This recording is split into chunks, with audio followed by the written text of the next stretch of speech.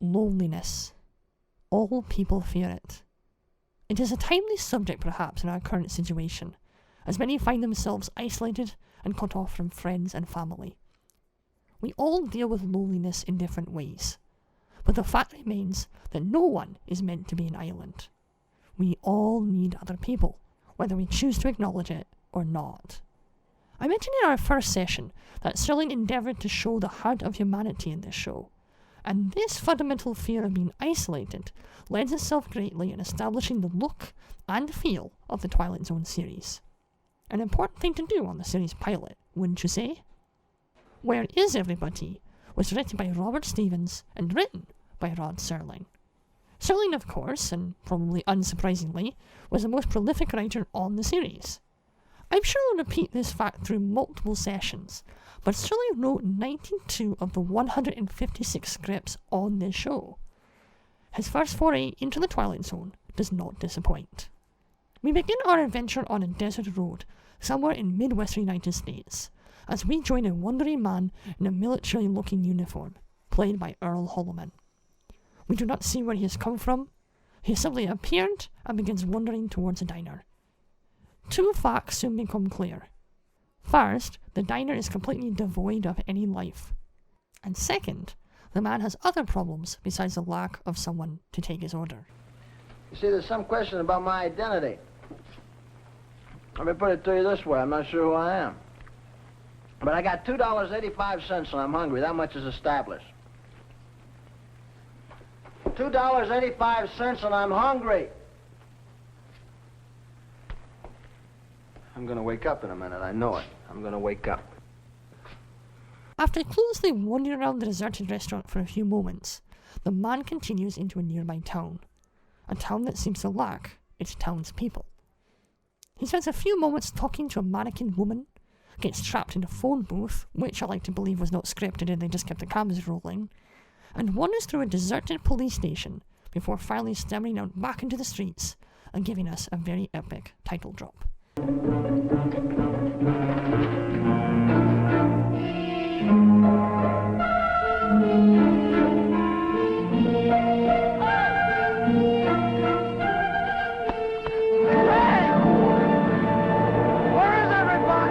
Now, one practice I like to do when I watch shows with twists is to pause the video about halfway through and guess as to that twist.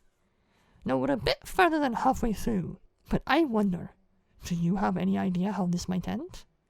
Bewildered, our protagonist wanders into an empty ice cream parlour and has a very whimsical monologue. I'll show you this scene because a big part of the episode's charm is Earl Holman's charisma.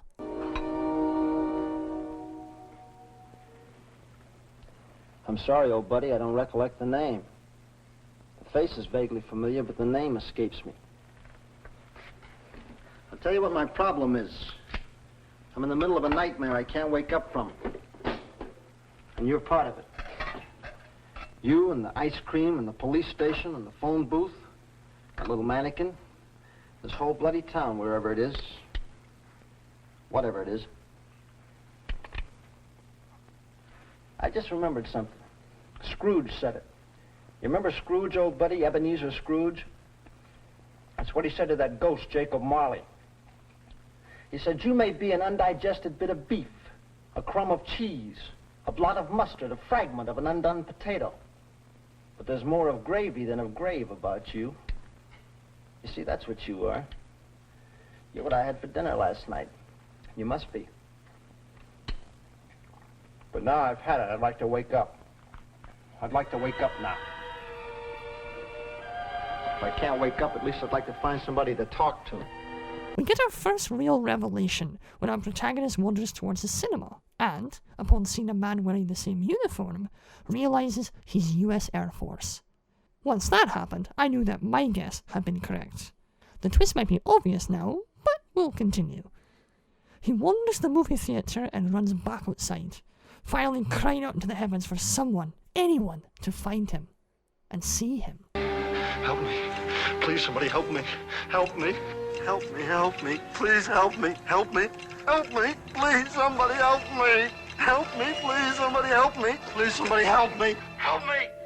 Please, somebody help me. Somebody's looking at me. Somebody's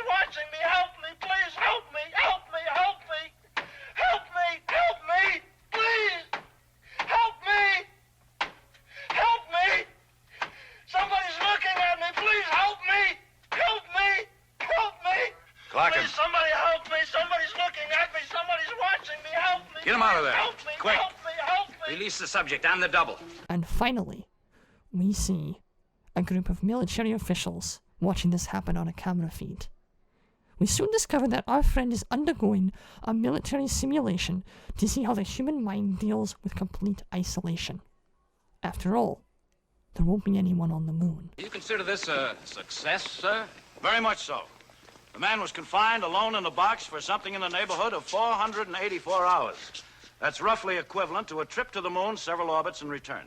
And this was a simulated trip to the moon, is that right, General? For all intent and purpose, yes. What about these wires attached to him? Electrodes. All of his reactions were charted and graphed. Respiration, heart action, blood pressure. What happened to him toward the end, General, before he pushed that button or whatever it was? What happened to him is that he cracked. Delusions of some kind, we assume. But let me tell you all something, gentlemen.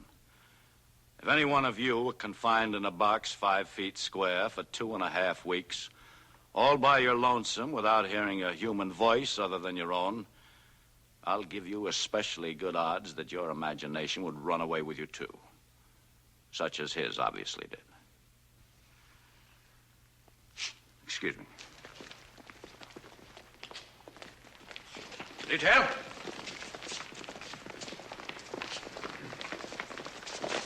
How do you feel, son? So much better, sir. I'm sorry about toward the end. Sir. What was it like, Ferris? Where did you think you were? A place I don't want to go again, sir. A town. A town without people, without anybody. What was the matter with me, Doc? Just off my rocker, huh? Just a kind of a nightmare that your mind manufactured for you. You see, we can feed the stomach with concentrates. We can supply microfilm for reading, recreation, even movies of a sort. We can pump oxygen in and waste material out. But there's one thing we can't simulate. That's a very basic need. Man's hunger for companionship. The barrier of loneliness. That's one thing we haven't licked yet. Next time it won't be just a box and a hanger, will it? No, Mike. Next time you'll really be alone.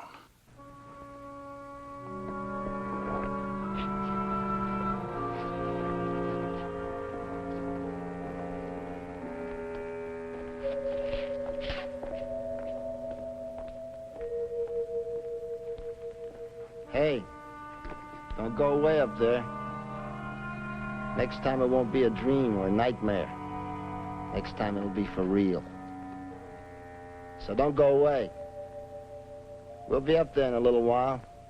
So that's the first episode of The Twilight Zone. I mentioned this last week, but getting a man on the moon was still definitely science fiction in 1959. It still is, depending on how many conspiracy theorists you've chatted with. But the beauty of this episode has nothing to do with its sci-fi trappings of moon traveling and everything to do with the exploration of loneliness. There are episodes in the series that express this idea better, but for a first outing, this was a worthy contender. Twilight Zone would not be as fondly remembered if it was simply a presentation of concept pieces. It is the underlying moral, the aspects of humanity, and Rod Serling's drive to instill moral thoughts and quandaries into the minds of its viewers that has allowed it to endure these many decades. When I think of the Last Man on Earth framing device, my first thought is Richard Matheson's novel, I Am Legend.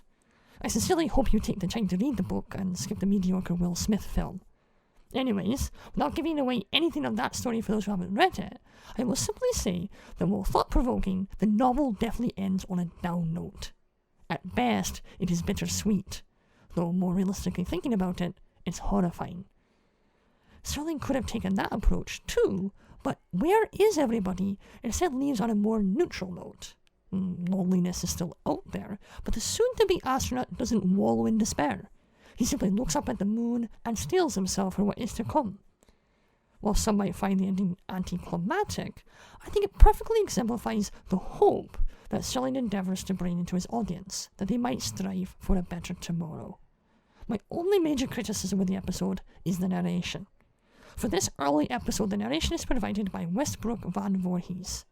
Now, I'm sure Mr. Voorhees is a great speaker in his own right, but he honestly sounds like he'd rather be doing anything else right now than telling you about the Twilight Zone.